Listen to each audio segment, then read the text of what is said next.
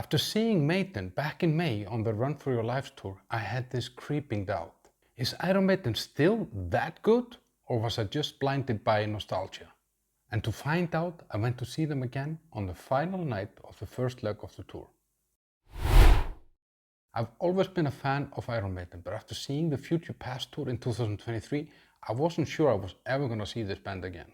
It just seemed so lifeless, it was almost like the band didn't wanna be there. But then of course I found out later that Nicko McBrain had suffered this stroke, and that explained a lot of the issues. No. When they announced the 50th anniversary tour, new live drummer, and that massive new visual show, me, the concert addict that sees over 100 live bands per year, I couldn't resist. So back in May this year, I went to see the third show on the Run For Your Lives tour, and I was blown away.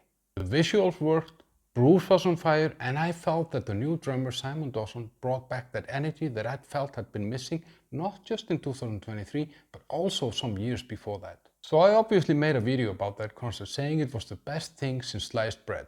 So then the comments started rolling in on my channel and elsewhere, and people were saying that the pacing was off, Bruce was struggling, and the visuals were artificial and not like Iron Maiden. And most of the people said Simon Dawson is not the drummer for this band. So I thought to myself, am I wrong? Am I blinded by the nostalgia somehow? Because the setlist, it's just bangers from the first few albums.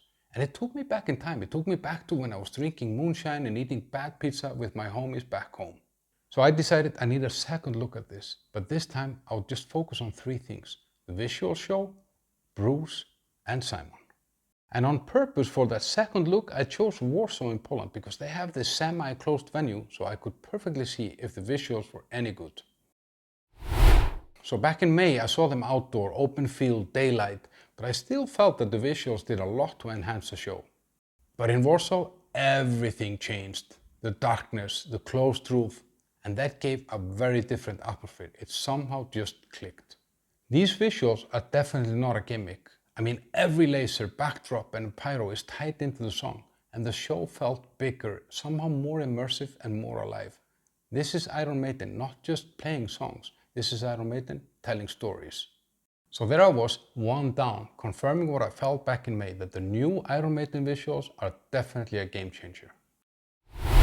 And then there is Bruce. A lot of people were saying that he had lost his pace, that he couldn't keep up with the songs anymore.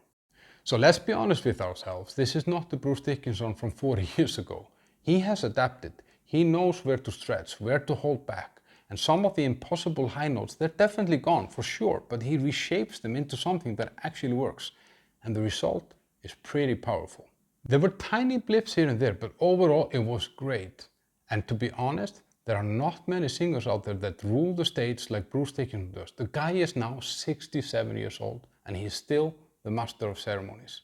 Bruce Dickinson definitely still has it, so we're 2 down, 1 to go. Simon Dawson, you're up next. Now Simon Dawson is definitely the most divisive thing on Iron Maiden right now. And I totally get that. The guy replaced a legend that we all love. But here's the thing, Simon is not Nicko, and he's not even trying to be, but what he brings is energy. In Poland, Simon had some fumbles in the beginning of the show, but he always managed to save it. He kind of did like a Lars Ulrich, where he just does some fill or something where it doesn't belong, but it somehow works out. But once he settled in, he drove the band really hard, and you can really feel that he somehow lifts up the rest of the guys. And actually Bruce Dickinson addressed this in an interview recently, where he said, Simon doesn't try to be Nicko. You can't be Nicko. There is only one. That's why we didn't pick a clone. His drums are tuned differently. They're fatter, they're lower, and he's scrupulous, I really don't know how he came up with this word anyway, about nailing the right tempo every time. And that means the guitarists have big smiles. Steve is smiling because they're not fighting the rhythm. There is stability, and we all appreciate that. So he's basically kind of rubber stamping, this is good. And that kind of says it all, because Simon is not there to imitate Nicko. He is there to bring his own new feel. And that feel makes the whole band sound tighter, fresher, and honestly, they look happier on the stage. So here I am, 3 out of 3. I'm happy with Simon Dawson. I think he brings a lot of great energy. I do get the criticism, and I do get the ones that say that he's drumming differently than Nicko. But were we honestly gonna get a guy in his 60s or 70s into this band and tell him, drum like him? I don't think so.